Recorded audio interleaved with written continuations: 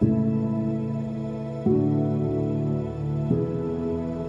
are listening to the First Dallas College and Career Sunday morning message. Today's message comes from Jeremiah chapter 1.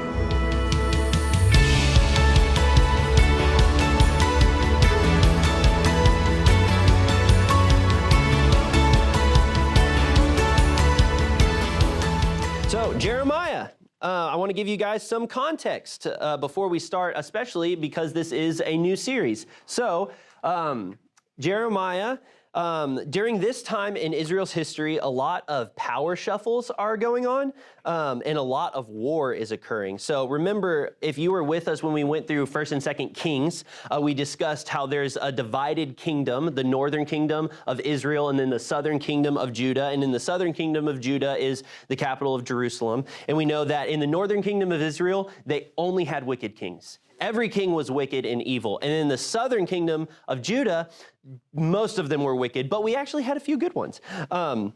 And so King Josiah is the last good king that reigns in Judah, and he reigns from about 640 to 609 BC. And remember, when you're BC, you're counting down towards zero, okay? So right around this time in history, Babylon has a new king come to power during the reign of King Josiah in 626 BC, and it's a guy named Nabopolassar.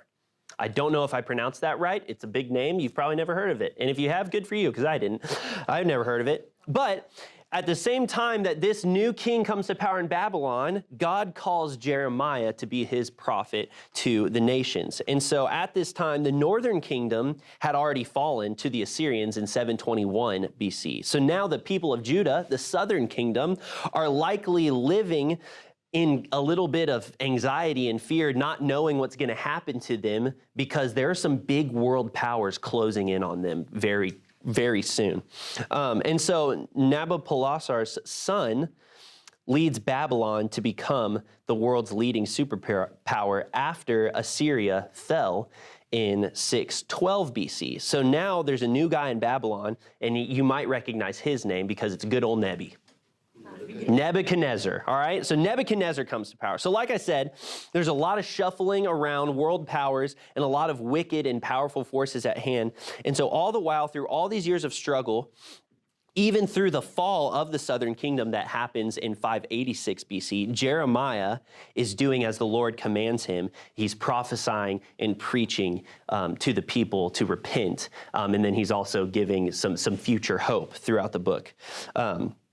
And throughout the book of Jeremiah, there's not really a major theological theme that covers the whole book, but we see a ton of rich theological truths throughout the book. And then we see God's favor, his promises at hand, and even in the midst of imminent destruction, we see promise for a hope for the future.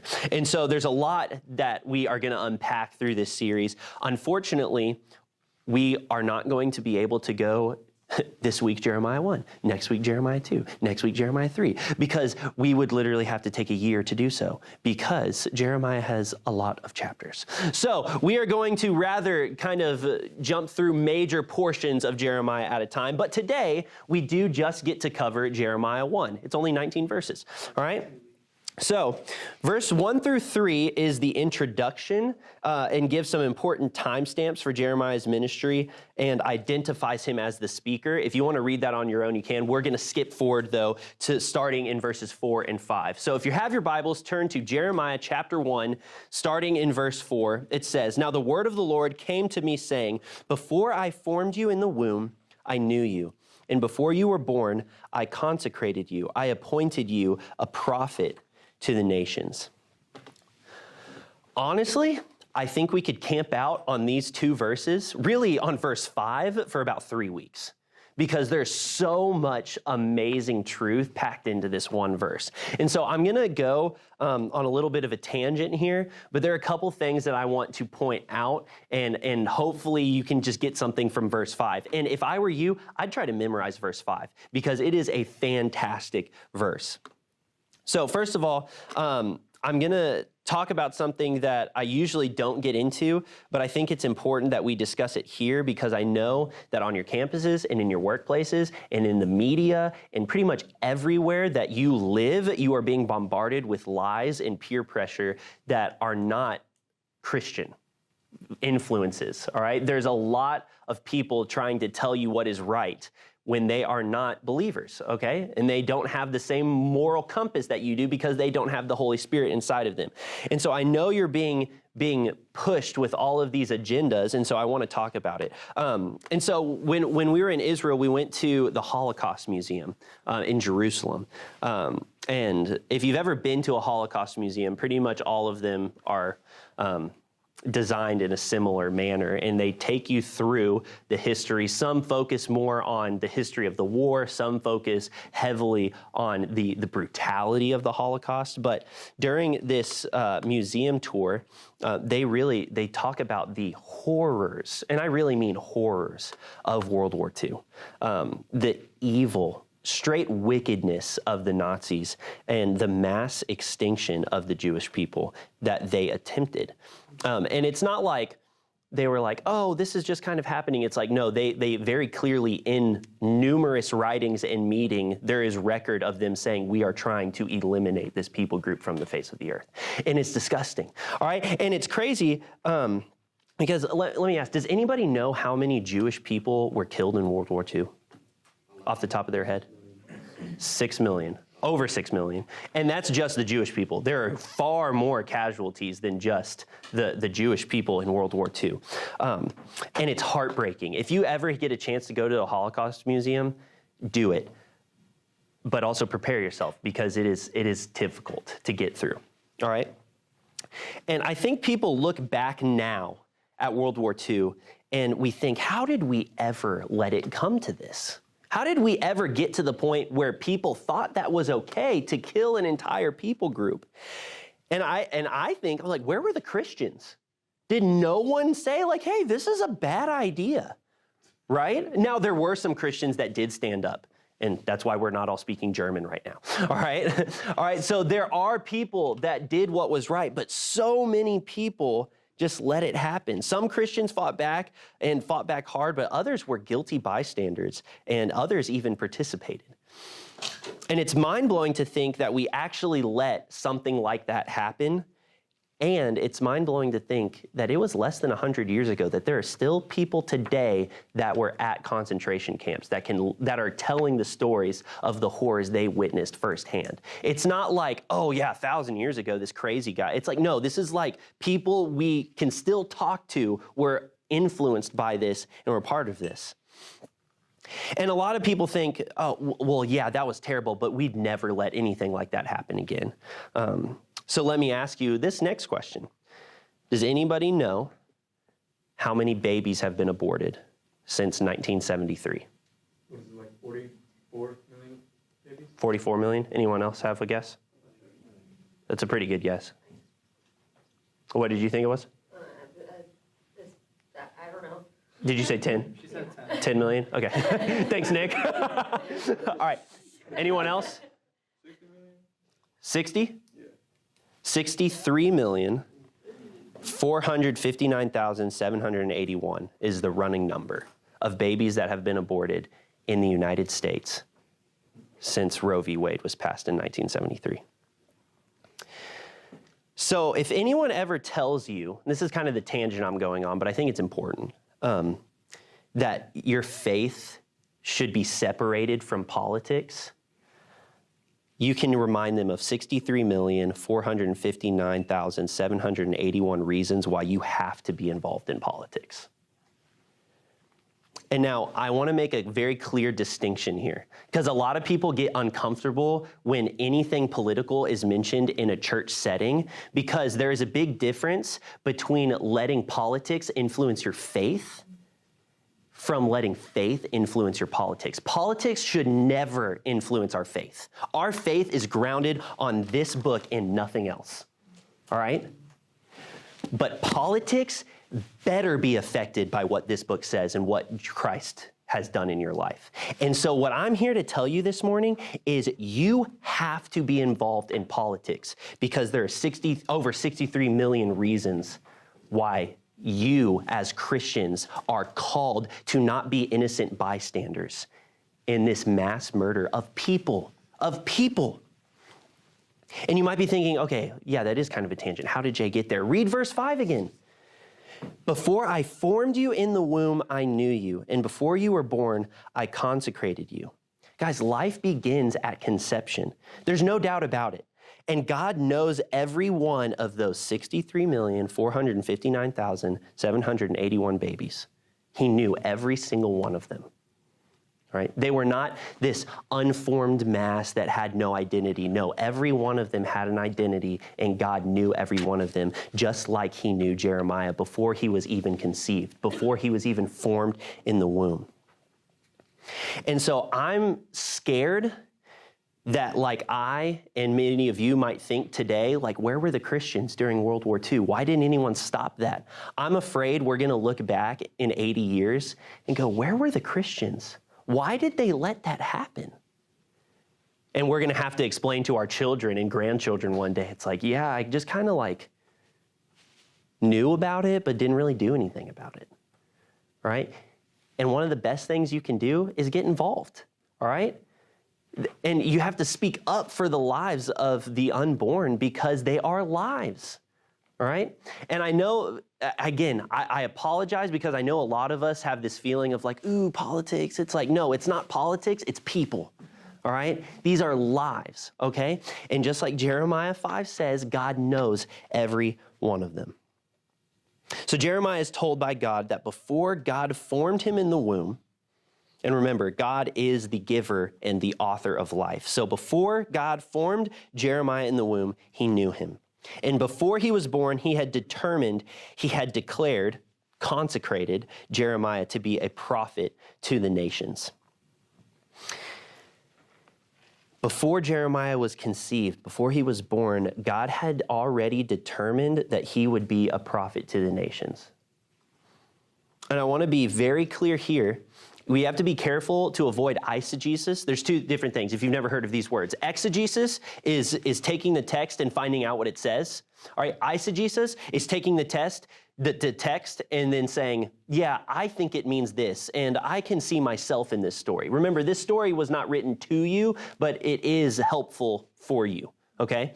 And so we want to be careful to avoid eisegesis, reading your own meaning into the text, but I can say with confidence, the same is true of every one of you. Before you were born, before God wove you together in your mother's womb, he knew you, and he had a plan for you from the very, very beginning.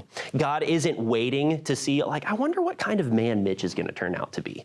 Like, maybe I can use him, but we'll just have to wait and see. No, before he even knit you together in your mother's womb, he had a plan for you. And the same is true of every single person in this room. So, if you ever feel like no one cares about you, or if you ever feel like no one knows you, God does. God cares about you. He knows you, and he loves you. And if you ever feel like, I can't figure out what's my purpose? What am I supposed to do in this life? God knows it, because he determined it before you were formed in the womb and before you were even born.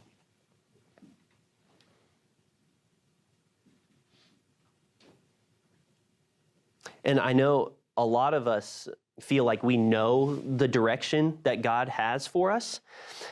And maybe God has made that very clear to you, but I know a lot of us are still in that like transitional period. I mean, we're all, myself included, are in either college or grad school or in that age where we're just starting our careers, all right? And so there's a lot of unknowns. Like, it is very possible that I will not be the college pastor at First Baptist Dallas for the rest of my life.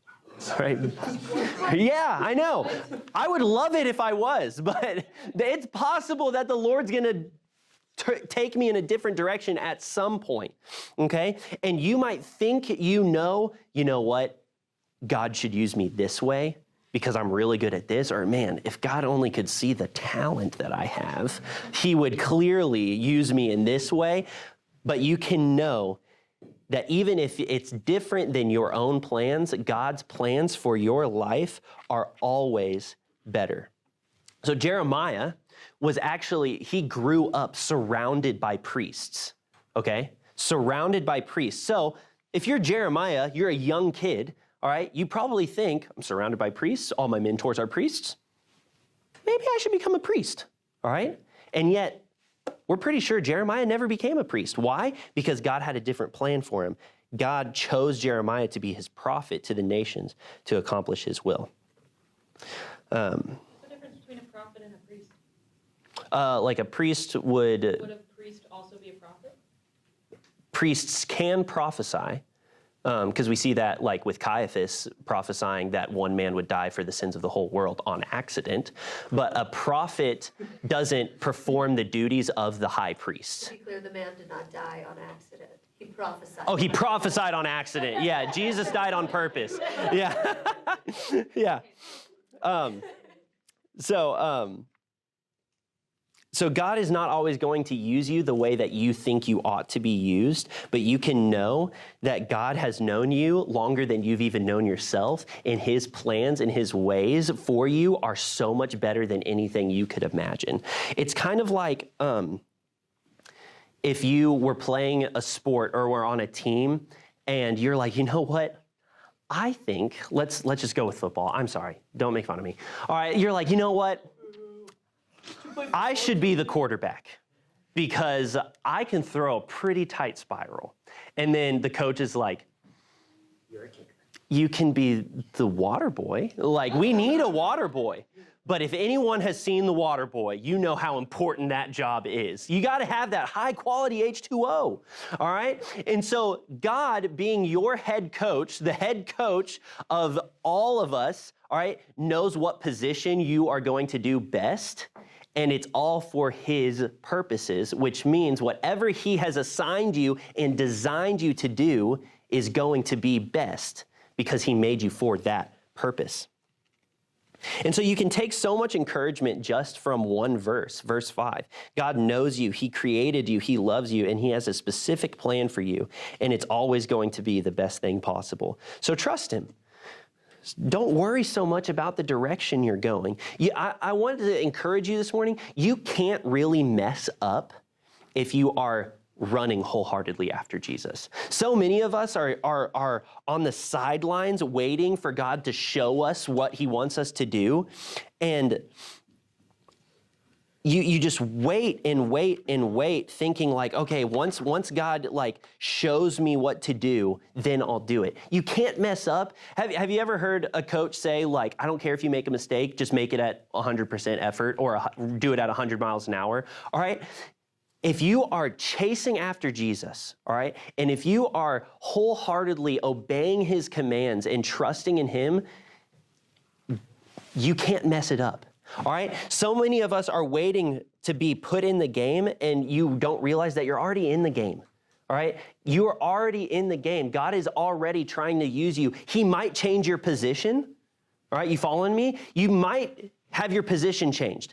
Just like I'm like, if I was here waiting for God to reveal my ultimate life goal, like my long-term career, if it wasn't college ministry, then I would just be sitting around twiddling my thumbs going, okay, hey guys, this is just a stepping stone for me. I'm really just waiting for God's actual plan for my life. All right, so I'll give you guys a little bit of effort from me just because I have to, because I'm waiting for God to tell me what I'm gonna do next, right? How wasteful would that be? I get to talk to you guys every week, all right? And right now, and Lord willing, I would love for this to be for a long time, I get to hang out with college students and talk to them about Jesus. That is so fun for me, but that doesn't mean that's going to be what I do for the rest of my life. So many of you are in a educational path going towards a certain career goal, and God might have you in that area for a while, and then he might call you to something else. All right, and that's okay. But in this moment, don't wait. Chase after Jesus and trust and obey him. Verse 6 says, Then I said, Lord God, behold, I do not know how to speak, for I am only a youth. But the Lord said to me, Do not say I am only a youth, For to all to whom I send you, you shall go, and whatever I command you, you shall speak. Do not be afraid of them, for I am with you to deliver you, declares the Lord. So Jeremiah doubts his ability to be used by God. He says, I'm only a child. How am I supposed to be a prophet? And, sometimes I feel the same way. Sometimes you might feel the same way. How am I supposed to shepherd over 100 college students when I sometimes snack-accident an entire bag of powdered sugar donuts? Do you all know what a snack-accident is? It's where you accidentally snack on like an entire sleeve of Oreos or something like that. All right, I snack-accident regularly. Okay? And if I can barely take care of myself, how am I supposed to take care of other people? But we've talked about this before. What are we doing when we doubt our ability to be used by God? We aren't making less of ourselves, we're making less of Him. An excellent craftsman can make art using below average tools, okay? I'm really into golf right now because that's what happens when you're washed up, all right? And I've watched these YouTube videos, and it's really funny. There's a couple of guys that they've tried to beat a pro golfer, but they'll give him a starter set from Walmart that they got for like $120, and then this golfer has like $2,000 worth of clubs in his bag. Guess what? The pro golfer wins, because most of the time, it's not the instrument, it's the person wielding the instrument. And the same is true of you. It is incredibly arrogant to think that you have to be good enough for God to use you. And you have to have enough talent for God to use you. You have to have enough influence for God to use you, because God is so powerful, He can use even a guy that snack-accidents entire bags of powdered sugar donuts. I really like powdered sugar donuts, if you hadn't picked up on that. Also, have y'all ever had, like the Hostess powdered sugar donuts? You can get them for like $4. Donuts. Donuts? Yeah, they're miniature. That's stupid. Okay, fine, donuts. Everyone calm down, all right? Also, they have those like cinnamon crumble ones. Have you ever had those? Those are fire, all right? They're so good. Anyways, just like Jeremiah, all right? When's my birthday? July 11th. Yeah. All right. Write that down. All right. God is the craftsman, and He has designed you as an instrument specifically for His purposes. And just like Jeremiah, God is with you wherever you go. Then the Lord put out His hand and touched my mouth. And the Lord said to me, Behold, I have put my words in your mouth. See, I have set you this day over nations and over kingdoms, to pluck up and to break down, to destroy and to overthrow, to build and to plant. And the word of the Lord came to me, saying, Jeremiah, what do you see? And I said, I see an almond branch. And the Lord said to me, You have seen well, for I am watching over my word to perform it. The word of the Lord came to me a second time, saying, What do you see? And I said, I see a boiling pot facing away from the north. Then the Lord said to me, Out of the north disaster shall be let loose upon all the inhabitants of the land. For behold, I am calling all the tribes of the kingdoms of the north, declares the Lord, and they shall come, and every one shall set his throne at the entrance of the gates of Jerusalem, against all its walls, all around, and against all the cities of Judah. And I will declare my judgment against them for all their evil in forsaking me. They have made offerings to other gods and worshiped the works of their own hands. So God gives Jeremiah authority, and then He gives him his call, and then He gives him these visions to affirm the call and to start prophesying what is going to happen to the southern kingdom, to Jerusalem. And God is going to use these foreign nations, specifically Babylon, to carry out His judgment for all of Jerusalem and the southern kingdom's evil deeds, worshiping other gods and worshiping the works of their own hands. I think that's interesting. I want to point that out really fast. They have made offerings to other gods, all right? That's obviously bad, right? That's idolatry. We don't ever want to do that, all right? But that next part is fascinating. And worshiped the works of their own hands. I think most of us are like, I don't worship other gods. Like, easy. I'm not as bad as the southern kingdom people. But how many of us worship the works of our own hands? All right? How many of us see the things that we accomplish and go, I'm pretty good at this? All right? So many of us, all right, I'm going to point two people out really fast. My little sister graduated from Baylor yesterday. She's smarter than me. than I. See, look at that. All right, she's smarter than I because she graduated summa cum laude. Is that how you pronounce that? See, I don't even know. All right. And then I want to point out Lauren because she just graduated with her master's degree and is about to start a job as an engineer. All right. That's crazy. All right. And a lot of you are in similar situations. You're about to graduate or you just graduated and you've worked really, really hard. And it would be so easy for you guys to look at those diplomas and go, look at me. Look at what I accomplished. And what's interesting is the nation that worships the work of their own hands gets destroyed by a guy, good old Nebi, who later in life says, look at the kingdom I have built, and gets made to look and act like a cow for a very long time. Literally, he has to go eat grass in the field, all right? So you see this parallel. Guys, obviously worshiping false gods is bad, right? Can we all just amen that? Yeah, worship, all right. You know, I feel like we've lost a lot of our Baptist roots here, all right? I think we need to I'm going to help you guys practice, all right? So I'm going to say an obvious statement, and I want a wholehearted amen, all right? So, guys, it's bad to worship false gods. Amen. Yeah, there you go. Get into it a little bit, all right? From the diaphragm, all right? All right? All right? It's bad to worship false gods. Amen. It's also equally bad to worship the works of your hands. Amen. There you go. Preach it. I like it. All right? All right, so God gives Jeremiah authority and his call, and then he affirms it with these visions. All right, and then one of these visions shows the Lord's plan for Judah to use these foreign nations to carry out his judgment for all of their evil deeds. Then in verse 17, it says, but you, dress yourself for work, arise, and say to them everything that I command you. Do not be dismayed by them, lest I dismay you before them. And I, behold, I make you this day a fortified city, an iron pillar and bronze walls against the whole land, against the kings of Judah, its officials, its priests, and the people of the land.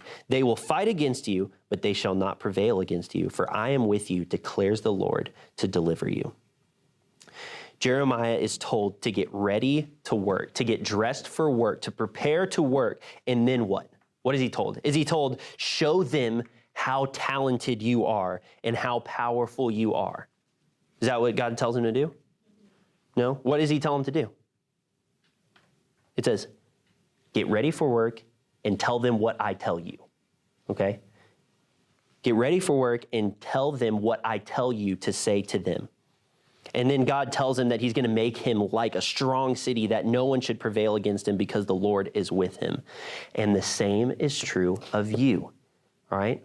You have a purpose, all right? You have a calling. You have giftedness, all right, because God designed you, all right? He has designed you specifically for his purposes, all right? And so the answer is not make sure that you are talented enough to be used by God. No, it is simply trust and obey, okay? Trust the Lord has his best for you, which his best for you is what's best to accomplish his purposes. And then what do?